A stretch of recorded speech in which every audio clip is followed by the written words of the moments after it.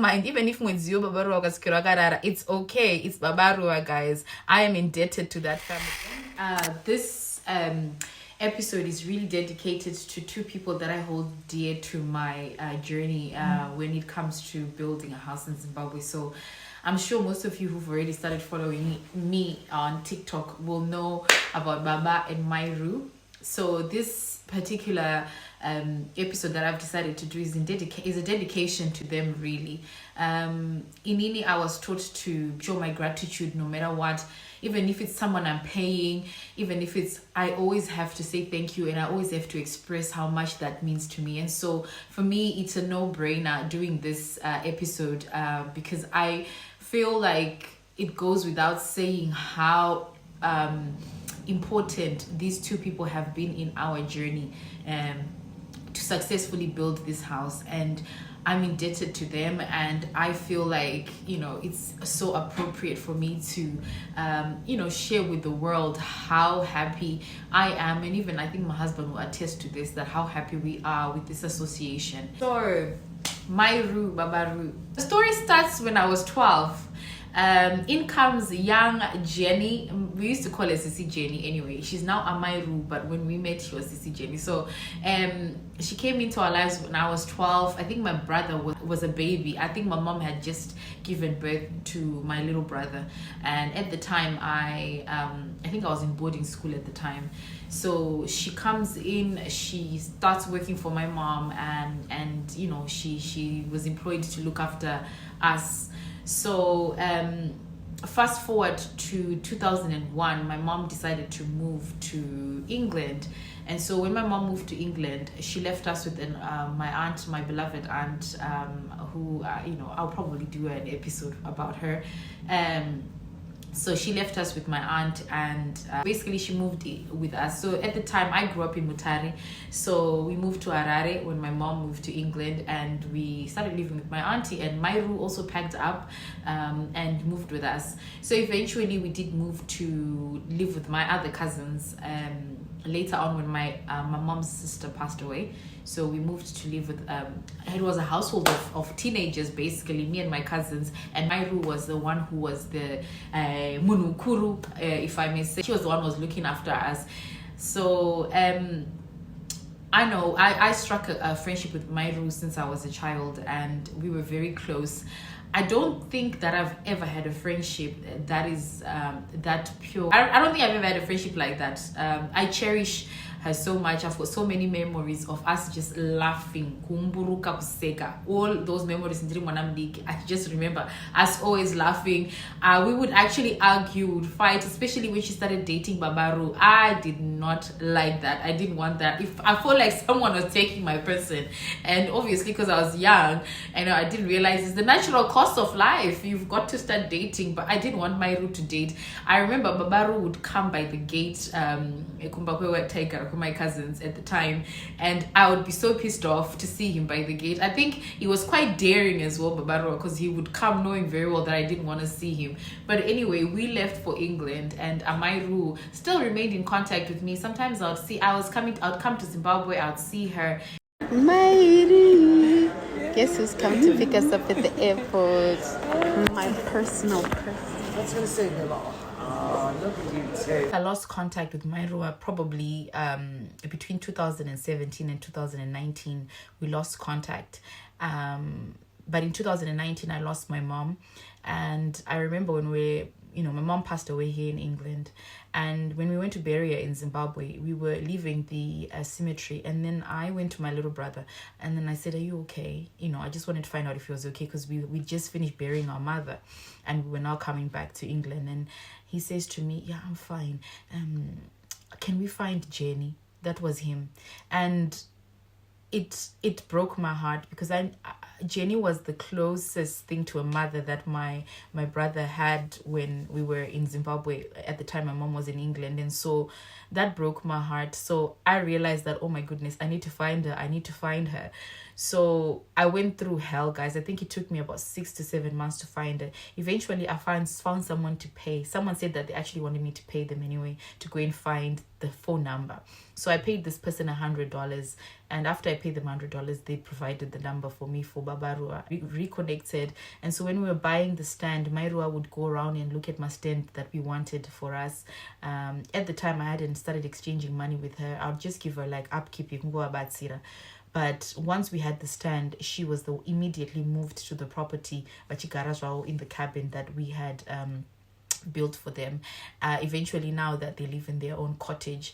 So I think I've already discussed about, the gap that existed between 2017 and 2019, and that wasn't my doing. I think there were some issues that had happened. I had tried to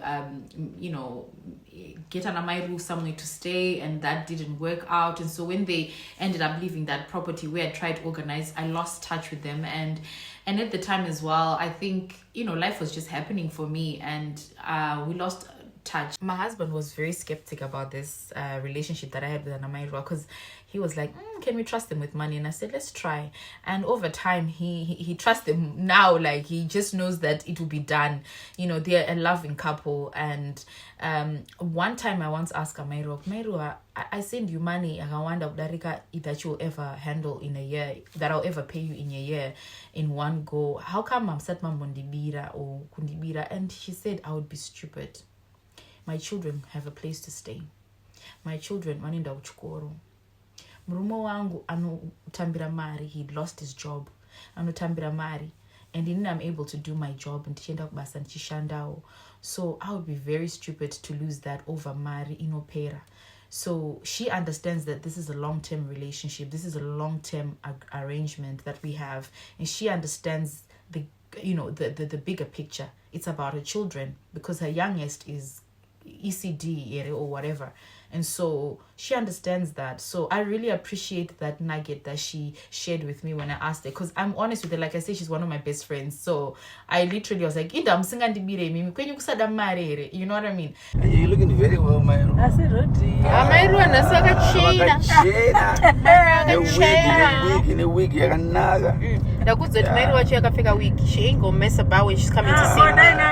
And that's what I said. Ndakatoti Mary watch yakafika wiki kanzi yena kati Mary watch yakafika wiki. Because ndiri kuya. Ene nicho vanhu vasingade kutamani mvura ndinanguwa nazvo. Vakadzi vanofana kudzidzokeza.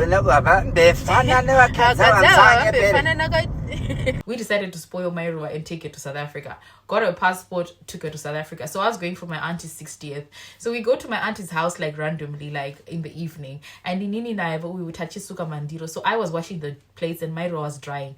I break the glass, right? And Mairua was like, to break a glass. And I'm thinking, it's just a glass. No, I'm not doing that. He said glass rumpin, you know what I mean? And she never slept that night till this day. Party happened 2 years ago. Mairua always says, hey, Colin, because she wanted to go and say, hey, Yancy, when I'm the one that got a glass, it's a glass in beanie. My glass, you know what I mean? And, her honesty, even till this day, amazes me,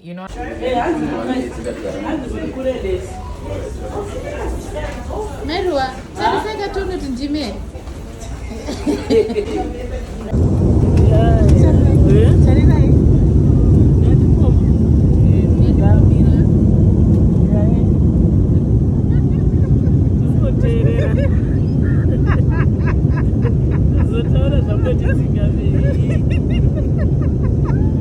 we couldn't fly Babarua because he hadn't sorted out his passport. He had my birth certificate with Zimbabwe and all of that. But definitely it is, it's something that, God willing, we'll be able to do for Babarua as well. The happiness, the smile, I remember her saying, Babarua said ukasatora ma picture pana muna nozobelieve kuti wongoriko kana rongoka enda. So we were taking so many videos and pictures of her, which I'm sharing right here. So we went to South Africa, we came back, and the main reason for this particular episode is while you're living abroad, you rely heavily on relatives, friends, and you rely heavily on your loved ones, the people that you believe that you can trust. I think there's this misconception that when you live abroad, you've got this abundance of money, and why but you see, there's this desperation that a person has when they come to England. Kuti, when you come here, you're almost fighting with time, because you also realize that and if anything wants to, to change, you've got somewhere to go back to. And I think what people don't realize is that while you're living in England, you're also paying bills. You're also having to live a life, right? And you're taking away from that to build a house. And so when you take from someone that pain, you can't understand it, because you're not going to recover that kind of money. Where you think namo yako yakanyanya kudarika the person akupa mari, but actually muni yanosara sina kana chino. Sometimes some people, they've got money, I don't know, but a lot of people, when you send money, to usara or zero, and that means probably you're gonna have to work more, you're gonna have to put in more hours. So when you take from someone I don't know what I really don't know. I feel like it's the worst kind of crime that you can commit to a relative who's trying to set something. I think sometimes asking goes a long way. Whenever I talk to Anamairua, I always say, Mairua, when you need something, just let me know. And that's how we've always maintained our relationship. And generally, I don't think anyway. I think they're just people that realize that taking is just a non-starter. And so I just want to encourage, if you're a relative who's been given an opportunity to be able to help someone, just be genuinely, just be there and be supportive, because you never know. Me, with my gratitude, like I'm saying, Babarua will retire on me. Mairua will retire on whatever chandajika for as long as I'm alive, because what they've done for us, I don't think I can ever repay them. I don't like sharing figures, but I just want to show you transcripts of the money that I sent, the kind of money that I sent Babarua, and the kind of money. This is just a small, and remember, this is over 3 years. So I'm just going to show you how much money I've been sending this gentleman, and I've never, ever, ever, ever had an issue. I'll tell you a story. There was a time when I sent Babarua to Harare. She was supposed to go and buy some material. And so I don't know what happened, but he ended up losing $60. And that's honestly, the aggro that this man got from his wife. She was so stressed out. Hey, it's not as going to affect her, because this is someone I had just given $8,000 and they'd and so I lose the $60. So it was like, okay, fine, Yarasika. It's not like you want to lose money, but come on now. Grand scheme of things. My Ruba Avana Kurara, guys. She was so stressed out. She would send me a message, sorry, I felt so bad for her. And I thought, my Ruba, I wish you knew that there's nothing you guys can ever do in my eyes that is wrong. You can never do anything wrong in my eyes. Honestly speaking, this is nothing. And I kept on saying, no, it's okay. It's okay, don't worry. But I'm pretty sure $60. And honestly speaking, I love these guys so much. There's so many stories I can tell you. But one thing I know is that my builder, anyone that comes by the house, they know not to mess about, because Babarua's eye is always on them. When they start doing their work, Babarua will be there. He will spend the whole day watching them from start to finish. And so I really appreciate these guys, and some of the things that they do I don't ask. Like, for example, how Babarua has got his system, his cement. He makes sure that the builders give him the bag. When you empty the contents of the cement, Babarua another bag ravo, and he goes and keeps his bags and he accounts for them. Kutipaka Buddha 10, my bag 10. That's how he does these things. And I've never asked him to do that because I trust them. So, it's just something that he does. Babarua has got every receipt. Today, if I tell him pull a receipt here 2022, he'll pull it out. He's got a folder, he keeps everything, and I've never asked him to do that, like, again, because I trust him, but he does that. If I send money and Pakasara change or $20-$30, and I'll be like, and they'll be like, oh no, Pakasara $30, yeah. Me, I would have used it. I don't have to think about tomato and my onion, but they don't do that. They will not use that money unless I say use it. So I've never deleted anything Babaru has ever sent me. I've got lots of media that we share, receipts, the work done on that day, any payments that he's received, anything. He literally shares anything and everything with me every day since 2022. And I so appreciate this. He is so attentive to everything. I wouldn't have done this without him. And really. So I don't know how many people are like that in Zimbabwe, but I'm very fortunate. And that's one thing that I always thank God for. I am very, very grateful to God. And every time when I go on my knees, I pray for Baba and Mayu to say, thank you, Mari. I really appreciate and love them. Guys, this is it for this episode. Thank you so much, guys, for watching. And thank you so much for choosing a kitchen for us. My record time. Look at my person, my personal person. My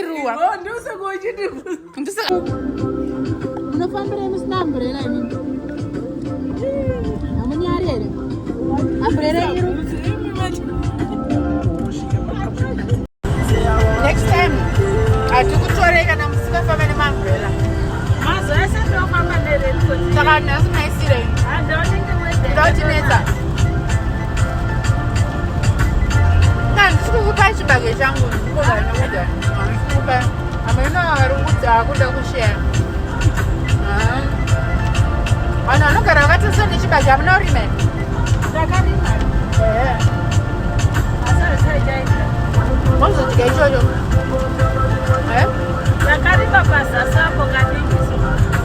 I